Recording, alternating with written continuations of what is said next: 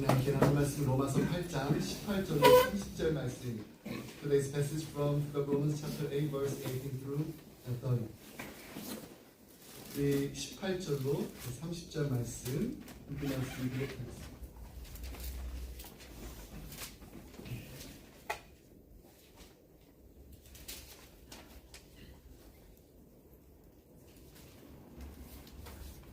네, 우리 18절 말씀 제가 읽고요. 우리 계속해서 교독하겠습니다. 생각하건대 현재의 고난은 장차 우리에게 나타날 영광과 비교할 수 없도다.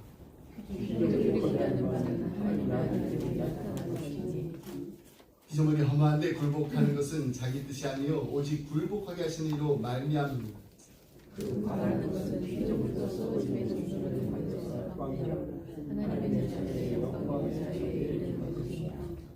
피조물이 다 이제까지 함께 단식하며 함께 고통을 겪고 있는 것을 우리가 아느니라.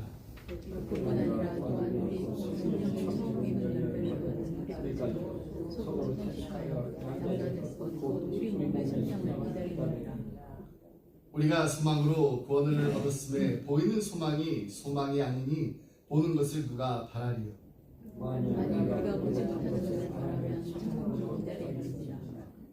이와 같이 성령도 우리의 연약함을 도우시나니 우리는 마땅히 기도할 바를 알지 못하나 오직 성령이 말할 수 없는 탄식으로 우리를 위하여 친히 간구하시느니라.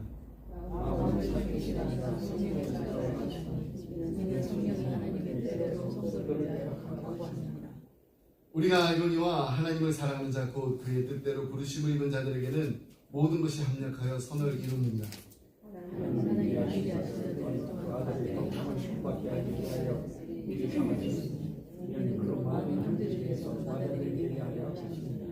함께 읽겠습니다. 또 미리 정하신 그들을 또한 부르시고 부르신 그들을 또한 의롭다 하시고 의롭다 하신 그들을 또한 평화롭게 하셨느니라. 아멘. 세계 제2차 개전이 마무리되는 과정에서 연합군에게 매우 의미 있는 중요한 두 날이 있었습니다. 한 날은 1944년 연합군이 독일군을 패배시키기 위해서 노르만디 해안을 상륙하던 날이었어요. 이날 연합군은 결정적인 승리를 확보하게 되었습니다. 이날 가리켜서 연합군이 D-Day, Decision Day라고 이렇게 결정의 날이라고 불렀는데요. 그러나 이 날이 전쟁의 끝은 아니었습니다. 사실 연합군은 이날부터 이 독일군의 가장 격렬한 그 저항을 받게 됩니다. 그러나 결국 연합군은 이 독일군의 그 수도인 베를린을 점령하고 전쟁을 종식시켰습니다. 베를린을 함락시키던 그날이 바로 결정적인 그 승리가 성취된 날이었습니다. 그날을 가리켜서 연합군은 D-Day, Victory Day, 승리의 날이라고 불렀습니다. 신학자들은 흔히 이 두 개의 중요한 그날인 이 노르만디 상륙의 그날 D-Day와 또 이 베를린 함락의 날인 이 D-Day를 예수님의 초림과 또 예수님의 재림이라는 이 두 가지 중요한 사건에 비유합니다. 예수께서 이 땅에 오셨습니다. 우리의 죄를 담당하시고 십자가에 죽으시고 부활하시던 그 순간, 예수님의 그 초림의 그 절정의 순간, 그리스도의 죽으심과 부활로 말미암아 우리는 구원을 경험하게 됐습니다. 우리의 신앙의 이 결정적인 그 승리를 확보하게 됐습니다. 우리는 그날을 우리의 신앙의 D-Day라고 부를 수가 있습니다. 그러나 싸움이 아직 끝난 건 아니에요. 우리는 아직도 이 격렬한 사탄의 그 저항을 받으면서 살아가고 있습니다. 언제 이 싸움이 끝날까요? 예수님이 다시 오시는 재림의 날. 사탄은 완전하게 패배하고 우리는 영원한 승리를 쟁취하게 될 것입니다. 아멘. 아멘. 그리고 예수님께서 재림하시는 그 날을 가리켜서 우리는 크리스찬의 무슨 데이요? D-Day, Victory Day라고 부르게 될 것입니다. 그렇기 때문에 우리가 살고 있는 오늘이라는 이 순간은요, D-Day와 D-Day 사이의 시간입니다. 지금 우리는요, 예수님의 초림과 이 재림의 사이에 살고 있습니다. 우리 예수님을 통해서 구원을 경험했습니다.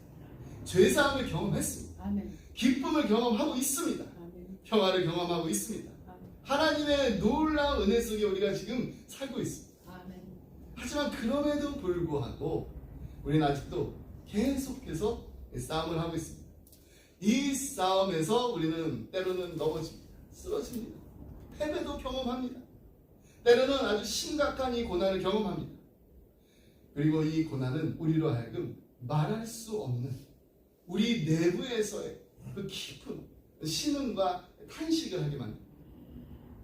오늘 본문에는 소위 우리를 둘러싸고 있는 중요한 탄식이 있는데 이 세 가지 탄식에 대해서 증언하고 있습니다. 증언만 하고 있을 뿐만 아니라 동시에 이 탄식이 변하여서 또 어떻게 영광으로 변할 수 있었는가를 그 사실을 우리에게 증언해 주고 있습니다. 18절 우리 말씀 함께 보겠습니다. 생각하건대 현재의 고난은 장차 우리에게 나타날 영광과 비교할 수 없도다. 여기서 이 두 개의 그 중요한 단어가 있습니다. 고난입니다. 그리고 영광입니다.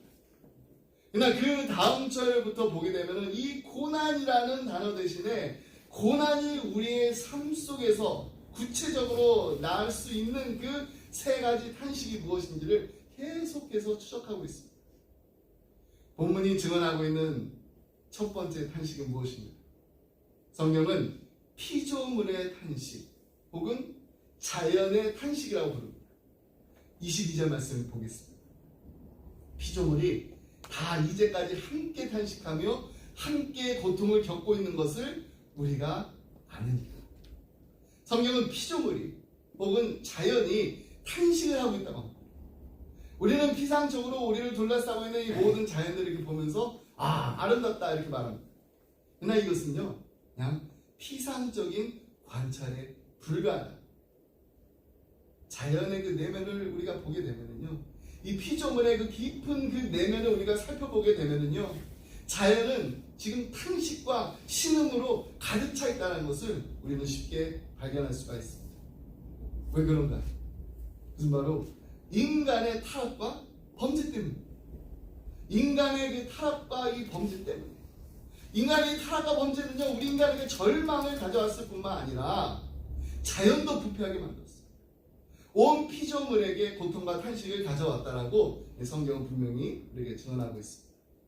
오늘 본문에 나타나는 이 피조물의 자연 그대로의 그 상태를 묘사하는 그 단어들을 보면 아름다운 게 허물하는 것, 썩음, 종노릇, 고통 이런 단어가 계속해서 등장하는 것을 볼 수가 있습니다. 그래서 이번에 기독교인이자 성경연구원의 장인이었던 우치무라 간조 선생이 로마서 8장을 강의하면서 이런 자연의 탄식을 탁월한 언어로 이렇게 묘사했습니다. I wish I could read this in Japanese. 제가 정말 이거를 일본어로 읽고 싶은데 한국말로 번역된 거를 읽었어요. 이 로마서 연구 그 8장을 한 강의를 함께 보면 이런 대목이 있습니다. 사람은 천연의 미, 자연의 아름다움을 말한다. 하지만 그 미는 겨우 표면으로 그친다.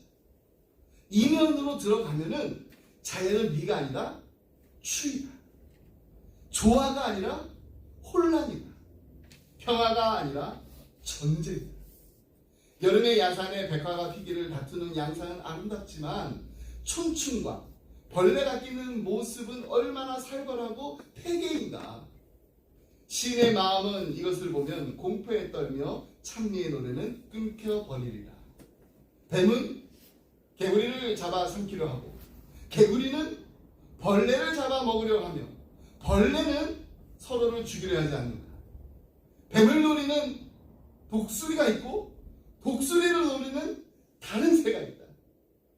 꾀꼬리의 소리가 아름답다고 해도 뱀은 그 둥지에 침입하여 알을 삼키려 하고 매는 그 새끼와 어미새를 엿보며 둥지 속의 단란을 깨뜨리고 있지 아니한가.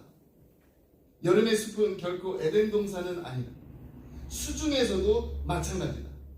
연못에 몇 마리의 기성장어가 있으면 다른 어류들은 복부에 구멍이 뚫리고 피를 빨리우고 쓰러져 그 자취를 끊기에 이릅니다. 그들의 삶을 두려워함은 아주 심각하다. 고양이가 쥐를 가지고 희롱하는 모습, 족제비가 닭을 습격하는 모습은 무정하기 그지없고 잔인하기 짝이 없다. 꽃피는 벚꽃은 아름답지만 그 새 잎을 갈아먹는 벌레는 보기마저 소름 끼치고 소를 먹는 소가 소를 먹는 청 귀뚜라미며 별을 말라 죽게 하는 비료는 이루다 셀 수 없다. 실로 귀를 땅에 대고 들어보라. 자연의 시름꼬리가 들리지 아니하는가. 가로되 나는 아프다. 나는 고통스럽다. 인자야 나를 빨리 구원하라. 너와 함께 하나님의 아들의 영광스러움에 들어가기를 원하노라. 자, 여기까지 들으시면서 어떤 생각이 드셨어요? 너무나도 탁월한 표현, 묘사가 아닙니다. 오늘 본문은요, 이 피조물들이 그들의 진정한 회복을 기다리고 있다고 말하고 있습니다. 그렇다면 이들 피조물, 자연이 기다리고 있는 것은 무엇일까? 19절 말씀을 함께 보겠습니다. 피조물이 고대하는 바는 하나님의 아들들이 나타나는 것입니다. 피조물은요, 지금 이걸 기다리고 있습니다. 하나님의 자녀들이 나타나는 것. 즉, 예수님께서 재림하실 때에 회복된 모습으로 우리가 영광스럽게 나타나는 것, 이것을 우리만 기다리는 것이 아니라 지금 자연도 기다리고 있다는 겁니다. 왜 그런가요? 그 날의 피조물도 가장 영광스럽게 회복될 것이기 때문에 기다리는 거예요. 그리고 자연은 그 회복된 영광을 가지고 인간을 섬기게 될 것입니다. 자연은 지금도 저와 여러분을 섬기고 있습니다. 하지만 타락한 자연은 불완전합니다. 그냥 부분적으로 그 아름다움과 그 혜택과 그 축복을 우리에게 나눠는 주고 있어요. 그냥 나눠줄 뿐이에요. 근데 한번 보세요. 태풍이나 지진이나 이런 천재지변으로 우리에게 또 얼마나 큰 두려움과 아픔과 피해를 안겨다 주는지 모릅니다. 새해 첫날 일본 노토반도에서 발생한 규모 7.6의 강진으로 인해서 목숨을 잃은 사람이 202명이라고 발표됐습니다. 102명이 여전히 행방불명 상태라고 밝혀졌습니다. 1월 9일자 신문. 또 도로가 이렇게 끊기고 나서 폭설이 내리면서 3,000명이 넘는 이 주민들이 그냥 노토반도 그 지역에 어디 가지 못하니까 그냥 고립되어 있다라고 당국이 밝혔습니다. 저는 일본뿐만 아니라 전 세계가 천재지변으로 인해서 수많은 사람들이 고통받고 있습니다. 하지만 언젠가는 분명히 완전한 상태에서 미래의 회복이 일어날 줄 믿습니다. 축복의 회복, 또 그 영광의 열매를 먹고 사는 그날이 분명히 오게 될 줄 믿습니다. 그래서 우리는 이런 고통에서 그날의 그 회복을 주님 다시 오실 때의 그 피조물의 완성의 그날을 기다리고 있습니다. 그러나 그날이 오기 전까지 자연은 계속해서 탄식을 계속할 것입니다. 여기에 피조물의 탄식이 있다는 것입니다. 자, 두 번째 탄식은 누구의 탄식입니까? 바로 성도의 탄식이라고 오늘 본문이 증언하고 있습니다. 23절 말씀을 함께 보겠습니다. 그뿐 아니라 또한 우리 곧 성령의 처음 익은 열매를 받은 우리까지도 속으로 탄식하여 양자될 것, 곧 우리 몸의 성량을 기다립니다. 여기서 우리란 성도를 말하는 것입니다. 성령의 처음 익은 열매를 받은 우리, 즉 성도들까지도 탄식을 하고 있다라고 말합니다. 성경은요, 그 성도들을 가리켜서 성령의 처음 익은 열매를 받은 자라고 말하고 있습니다. 그래서 이 열매란 이 단어를 이 원문을 보면은 단수가 아니에요. 복수의 열매들입니다. fruits. 우리가 예수 그리스도를 구세주로 나의 주님으로 영접할 때 우리는 성령이 주시는 많은 축복들이 있다는 거예요. 그 축복들을 받고 있다는 겁니다. 구원을 받았습니다. 기쁨을 누리고 있습니다. 죄사함의 평안이 있습니다. 이것들이 다 우리의 마음속에 임하기 시작했습니다. 구원, 기쁨, 평안, 이것은요 우리가 예수님 안에서 누리기 시작하는 열매라고 할 수 있습니다. 근데 이 열매들은요 장차 우리가 경험하게 될 정말 그 위대한 놀라운 그 축복의 서곡에 불과하다는 거 여러분 알고 계십니까? 창세기에 보면은요, 아브라함의 종이 이 자기 그 주인, 그 아들, 그 이삭의 그 신부감을 구하기 위해서 이 주인의 그 고향을 향해서 여행하는 장면을 볼 수가 있어요. 드디어 자기 주인의 아들의 그 신부감을 찾았습니다. 그녀 이름은 리브가입니다. 얼마나 기뻤는지 모릅니다. 그래서 만나자마자 자기가 예비한 그 선물들을 막 안겨주기 시작합니다. 금반지에다가 금목걸이에다가 귀걸이에다가 팔걸이까지. 그리고 계속해서 자기의 주인이 얼마나 위대한 분이며 또 이 리브가 함께 살게 된 그 신랑이 또 얼마나 놀라운 분인가를 막 설명해요. 근데 리브가가 그 받은 그 선물, 이 받기 시작한 선물들은요, 장차 받을 그 축복의 서곡에 불과한 것이었습니다. 이렇게 미리 맛볼 수 있는 것을 우리가 영어로는 애퍼타이저라고 하잖아요. 한국말로 이 번역하는 거니까 전체라고 하는데, 전체. 우리가 정말 주님 앞에 오자마자 천국에 가서 누리게 되는 이 영광스러운 축복을 미리 누리게 하십니다.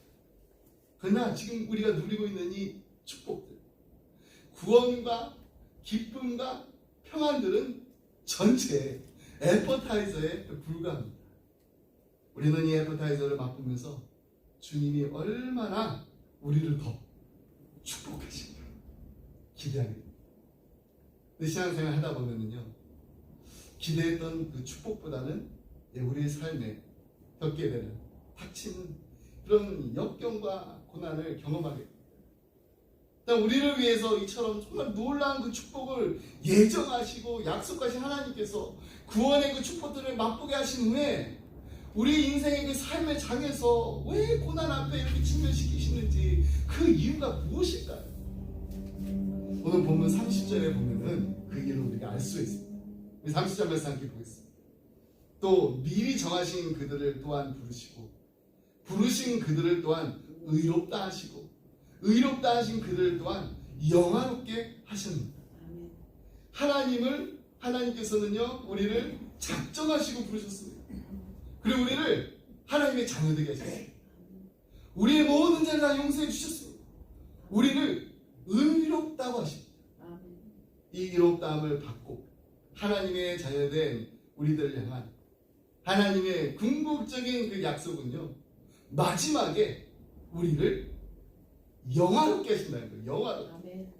여러분 많이 들어보셨을 거예요. 기독교 그 구원 교리의 그 가장 마지막 그 절정이 무엇인가요? 바로 글로리피케이션, 영화입니다. 이 영화의 교리. 우리는 주님이 재림하실 때 영화롭게 될 것입니다.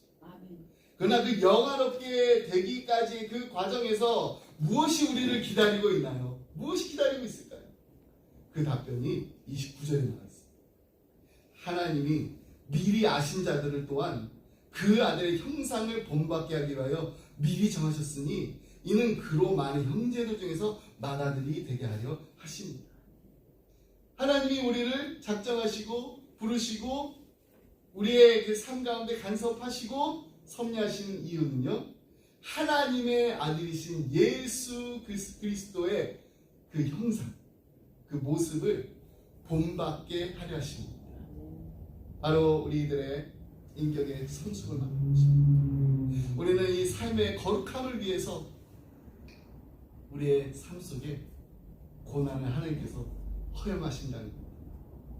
이것이 성도들의 영화로움을 작정하고 이 땅에서 피할 수 없는 그 고난과 더불어 살아야 하는 이유라는 것입니다. 또 한 가지, 성도들에게 삶에서 피할 수 없는 그 고난의 이유가 있다면 그것은 바로 우리의 영혼의 그 구속에도 불구하고 우리의 몸의 구속은 아직 성취되지 않았기 때문입니다. 23절 말씀을 다시 한번 볼게요. 그뿐 아니라 또한 우리 곧 성령의 처음 익은 열매를 받은 우리까지도 속으로 탄식하여 양자될 것 곧 우리 몸의 속량을 기다리고 있습니다. 구원받은 우리의 영혼에도 불구하고 우리의 몸은 아직도 이 시공간의 제한을 받고 있습니다. 본능적인 그 욕망의 제한을 받으면서 지금 궁지하고 있습니다. 그래서 우리는 신음하고 탄식하고 있고, 때때로 긴 고난의 밤중이 너무나 오랫동안 계속될 때, 우리는 이 고난의 건너편에 있는 분명히 그 건너편 영광이 있는데 그 영광을 바라보지 못한 채 이렇게 하나님께 질문할 수 있습니다. 아니, 질문하고 있습니다. 하나님, 지금 제가 이토록 아파하고 고난을 받고 있는데 주님은 도대체 지금 어디에 계십니까? 이런 질문 던져보신 적 있으십니까?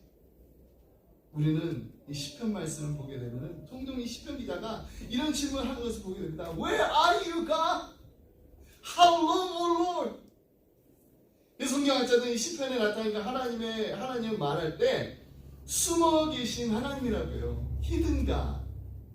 여러분, 때로는요, 우리가 정말 믿고 의지하고 따르는 그 하나님 분명히 계시는데 계시는데 숨어 계시다라고 느껴질 때가 있지 않으십니까?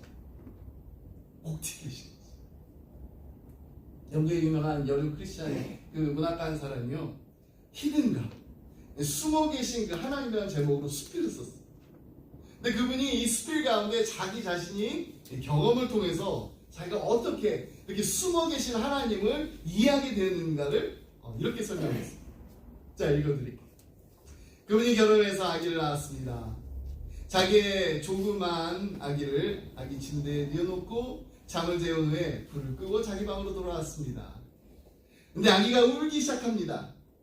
당장 쫓아가서 도와주고 싶었지만은 그 아기가 자립하는 독립적인 인격으로 성장하기 위해서 엄마는 참습니다. 울음소리는 점점 더 커져갔습니다.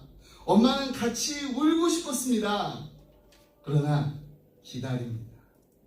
엄마는 이렇게 소리쳤다고 합니다. 아가야, 나는 너한테 멀리 떨어져 있지 않단다. 엄마는 너를 도울 수가 있단다. 그러나 너는 이 울음을 이기고 혼자 그 방에서 자는 것을 배워야 해. 이 독백을 하는 중에 그녀는 순식간에 그가 질문했던 시편 속에 나타난 숨어 계신 하나님을 이해하게 되었다라고 고백하고 있습니다. 여러분, 우리의 삶이 정말 공부할 때 있죠. 그때 이 숨어 계신 하나님을 우리 다시 한번 생각해 보시기 바랍니다. 하나님께서는 얼마든지 지금이라도 당장 도와주실 수 있으십니다. 하지만 때때로 하나님께서는 우리의 성숙을 위해서 우리 곁에 숨어 계신 모습으로 탄식하며 우리를 바라보고 계십니다. 그렇기 때문에 우리 성도의 탄식은 그냥 우리만의 탄식으로 끝나지 않는 것입니다. 세 번째, 그 탄식이 무엇인지 우리 함께 보겠습니다. 그것은 바로 성령의 탄식이라고 증언하고 있습니다. 26절 말씀 함께 보겠습니다. 이와 같이, 우리 이 말씀을 함께 같이 읽을까요? Let's read all together. 이와 같이 성령도 우리의 연약함을 도우시다니 우리는 마땅히 기도할 바를 알지 못하나 오직 성령이 말할 수 없는 탄식으로 우리를 위하여 친히 간구하시느니라. 성령님께서 왜 탄식하시나요? 성령님은 자신의 문제로 말미암아 탄식하지 않습니다. 물론 아니죠. 성령님께서 우리를 보시고 피조물을 바라보시며 탄식하십니다. 하나님의 영광을 위해서 창조된 피조물이 오히려 그 영광을 다 잃어버리고 고통과 싸움과 그리고 사륙의 그 전쟁 속에 빠져있고 이 슬프고 힘들어하는 그 피조물을 바라보시면서 성령님께서 탄식하시나요? 이 피조물 가운데 가장 영광스러운 피조물이 누구인가요? 바로 우리입니다. 하나님의 형상을 따라 지음받은 인간이 하나님의 뜻을 따라 살지 못하고 고통 속에서 신음하고 탄식하는 그 모습을 보시면서 성령님께서는 탄식하신다. 그리스도의 보혈로 말미암아 죄사함 받았습니다. 구원받은 하나님의 이 자녀들이 죄 속에 계속해서 빠져서 비틀거리고 방황하고 절망하고 탄식하고 있는 그 모습을 바라보시면서 성령님께서 함께 탄식하시는 것입니다. 그러나 이 성령님의 탄식, 절망적인 비탄만이야. 성령이 탄식을 통해서 무엇을 하고자 하십니까? 바로 우리를 돕고자 하십니다. 26절 말씀을 다시 한번 보겠습니다. 이와 같이 성령도 우리의 연약함을 도우시나니. 아멘인가요? 아멘. 성령님이 우리를 어떻게 도우시나요? 성령님은 우리를 위해서 연약함을 도우시는데 우리를 위해서 기도하신다고 합니다. 기도하신다. 여러분, 때때로 우리는 고난의 한밤중에 내 삶이 흔들리고 있는 이 광야에서 기도하려고 할 때 정말 내가 뭘 기도해야 될지, 무엇을 위해 기도해야 할지조차 몰라서 방황했던 경험들이 있습니다. 아무리 기도하려고 해도. 그럴 때 정말로 무엇을 빌 바조차도 알지 못하는 방황이 우리의 삶 속에 있을 수가 있습니다. 그런데 여러분, 그게 바로 우리 인생의 모습입니다. 이승희 목사님 쓰신 광야를 읽다 보면요, 인생은 산에 오르는 것이 아니라 광야를 지나가는 것이라고 말합니다. 광야의 길 가는 것과 산을 오르는 것은 너무나 다르다. 산은 정상이 보입니다. 그러나 광야는 끝이 보이지 않는다. 산은 어떻게 올라가야 할지, 어느 길로 가야 할지 되게 정해집니다. 그러나 광야는 길이 없다. 산은 전체가 한눈에 들어온다. 그러나 사막은 그렇지 않다. 산은 변하지 않는다. 항상 그대로다. 그러나 사막은 변함없다. 오늘 있던 모래 언덕이 내일이면 사라진다. 없었던 산이 새로 생기기도 한다. 산에 오를 때는 혼자 가도 된다. 그러나 광야에 들어갈 때는 절대로 혼자 들어가서는 안 된다. 결혼하는 것은 산에 오르는 것이다. 그러나 결혼 생활은 사막을 통과하는 것이다. 아이를 낳는 것은 산에 오르는 것이다. 그러나 아이를 키우는 것은 사막을 통과하는 것이다. 아이를 낳는 것도 힘들지만 아이를 낳고 나서 더 힘들다. 직장에 들어가는 것은 산에 오르는 것이다. 그러나 직장 생활은 사막을 통과하는 것이다. 학위를 따고 성공하는 거 산에 오른 것과 같다. 그러나 그 이유는 광야를 통과하는 것이다. 광야를 산에 오르는 것처럼 사니 인생이 힘들고 너무 혼란스러운 것이다. 다시 한번 읽어드릴게요. 광야를 우리가 사는데 광야를 산에 오르는 것처럼 사니 인생이 힘들고 너무 혼란스러운 것이다. 여러분, 우리 인생 성공하기 위해서 하는 거 아닙니다. 하나님께서 가나안 땅으로 인도하실 때를 기다리면서 매일매일 순종하며 묵묵히 광야를 걸어가는 것입니다. 지금 우리의 삶이 너무 힘들고 너무 힘들어가지고 처절하고 열등감에 빠져 실패감에 사로잡혀 고통당하고 있지는 않습니다. 꿈이 있었는데 그 꿈 다 잃어버리고 이제 어떻게 살아야 될지 막막하지 않으십니까? 그렇다면 광야를 걷는 것처럼 다시 살아보시기 바랍니다. 광야에서는요, 어떻게 하냐? 축복을 구하지 않습니다. 광야에서는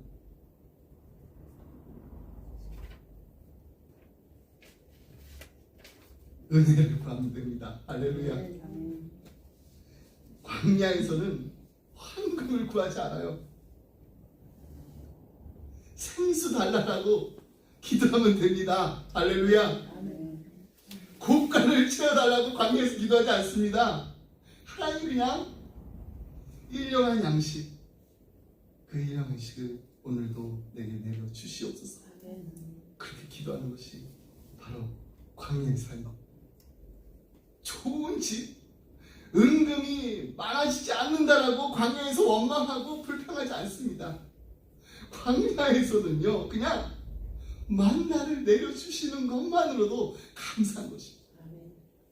장막에 머물러 있는 것만으로도 감사하고요. 그냥 로덴 나무 그늘 안에서 그냥 쉬고 있는 거, 앉아 있는 거, 그것만 해도 감사한 거예요. 광야에서는요, 그냥 하루하루 살아가는 거, 그것만으로도 감사합니다. 축복의 그 장마비가 아니라도 그냥 이슬같이 내리는 그 은혜만으로도 충분히 감사할 수 있는 것입니다.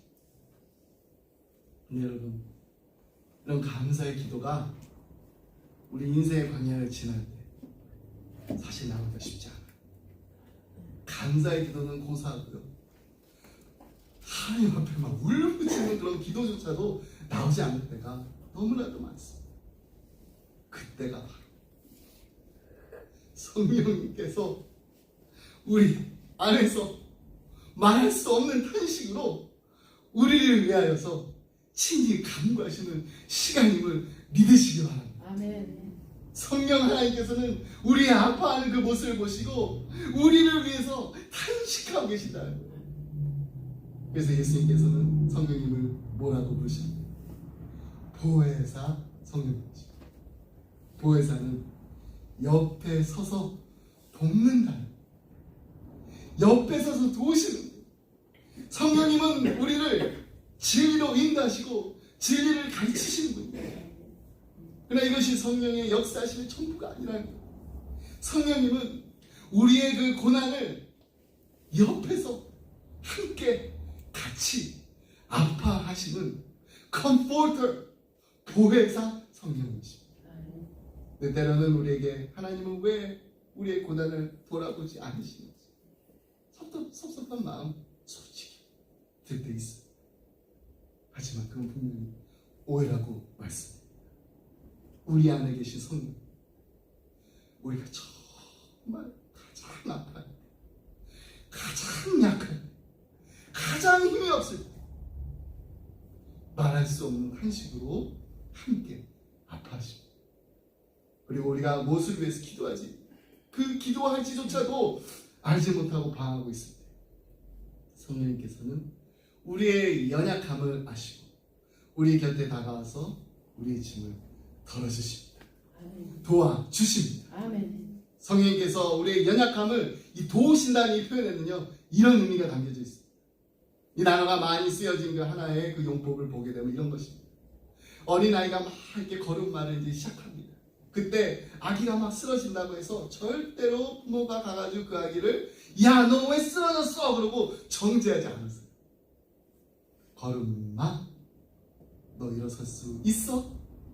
격려하며 아기를 다시 일으켜 세우는 그 부모님의 그 도움을 말할 때 사용하는 단어. 성령께서 이렇게 우리를 도우시고, 또 하나 이 단어가 사용되는 그 경우를 보면은 어떤 사람이 무거운 짐을 지고 갑니다. 더 이상 이제 지구는 갔는데 그동안에 막 버티고 버텼는데 이제 더 이상 버틸 수 없게 되었을 때 갑자기 어떤 사람이 와가지고 곁에 오더니 그 짐을 같이 들고 가는 그 경우를 말합니다. 이때 도와줍니다. 여러분, 인생의 무거운 짐을 가다가 더 이상 우리가 버틸 수가 없게 되었을 때 갑자기 어떤 사람이 곁에 와가지고 오더니 그 짐 내가 같이 들어주겠다 하면은 이게 얼마나 힘이 될까요? 힘이 나죠? 그렇게 성령님께서는 우리의 연약함을 도우시기 위해 함께 하신다는 겁니다. 내 때로는 우리가 이 무거운 짐을 들고 갈 때 아예 이 짐을 다 없애주면 되지 뭐, 그냥 다 짐 없애주면 얼마나 좋을까 이런 생각도 하게 돼요.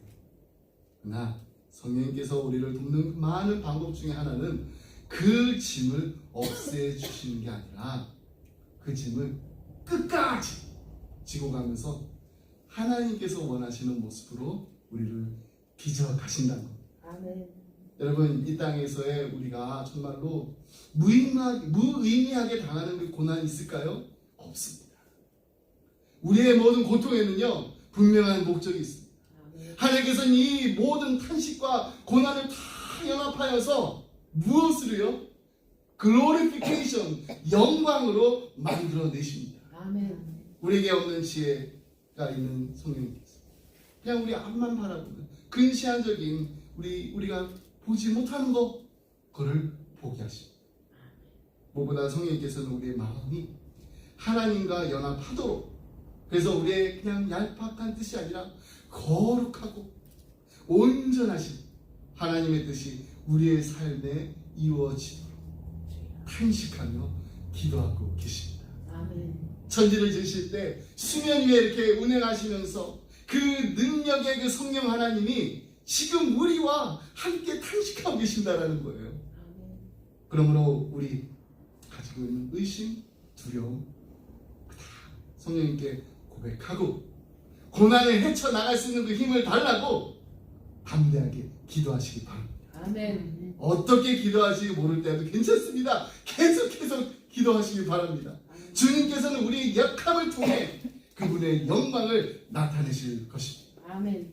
우리가 연약할수록 하나님의 도우심은 더욱 강하다. 아멘. 이 사실을 분명히 믿고 나아가는, 그래서 날마다 주님과 힘찬 발걸음으로 천국을 향해서 전진해 나아가는 우리 기쁨의 성도님 다 되시기를 주님의 이름으로 축복합니다. 아멘. 기도하겠습니다. 온 우주 만물을 창조하시고 하나 바뀐 독생자 예수 그리스도를 이 땅에 보내신 하나님 아버지 감사합니다. 아멘. 우리를 고아와 같이 버려두지 않으시고 예수 그리스도의 십자가의 보혈의 공로로 말미암아 하나님의 거룩한 자녀 삼아 주신 감사합니다. 아멘. 그리고 우리가 인생의 광야길을 걸어갈 때 항상 우리와 함께 해주시고 우리가 마땅히 빌바를 알지 못할 정도로 힘들고 어려워할 때 말할 수 없는 탄식으로 우리를 위해 기도하시는 성령님께서 오늘도 우리를 도와주시니 감사합니다. 아멘. 2024년도 한 해를 살아가면서 성령님의 인도하심에 따라 우리 인생의 모든 무거운 짐들 다 내려놓고 주님과 동행하는 기쁨이 넘치는 복된 하루하루가 되게 하여 주시옵소서. 기름을 준비한 지혜로운 처녀와 같이 주님 다시 만날 그날을 고뇌하며 준비하는 그리스도의 아름다운 신부가 되게 하여 주옵소서. 아멘. 감사드리며 모든 말씀 예수의 이름으로 기도드립니다. 아멘. 우리 다 같이 자리에서 함께 주동 승부했습니다. Let's sing the Lord's Prayer song together.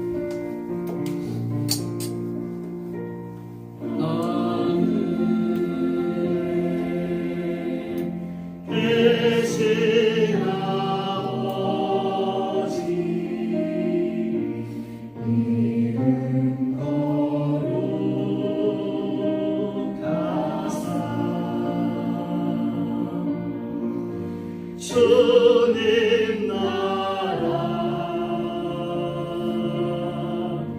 임하시고 뜻이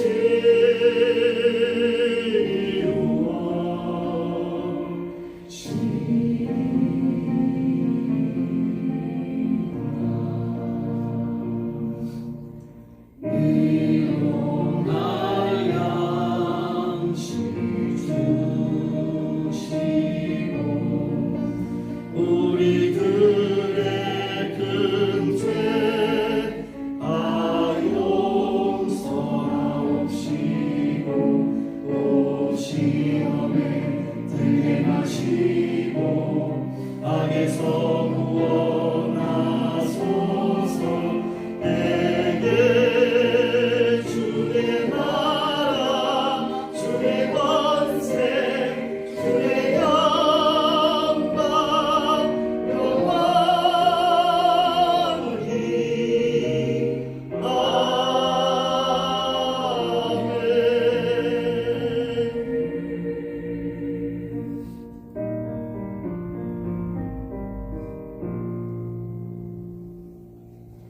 이제 우주 예수 그리스도의 은혜와 하나님 아버지의 그 크신 사랑과 성령님의 감동과 교통하심, 하나님 자연도 탄식하고 성도들도 탄식할 때 그런 우리의 모습 보시고 함께 탄식하시는 성령님이 우리와 함께 하시니 감사합니다. 주님 다시 오실 그날까지 성령님의 인도하심에 따라 날마다 우리를 위로하시고 날마다 우리를 격려하시고 날마다 우리를 온전히 하나님의 뜻을 따라 살게 하시는 성령님과 동행하는 복된 하루하루가 되게 하여 주시옵소서. 우리 기쁨의 교회가 되게 하시고 우리 기쁨의 가정이 되게 하시고 우리 기쁨의 자녀들이 되게 하여 주시옵소서. 간절한 마음 기도함이 잘 따르는 사랑하는 성도님들과 가정과 생업에 우리 주님의 몸된 교회 지금도 영원토록 함께 하시길 간절히 축원하옵나이다. 아멘.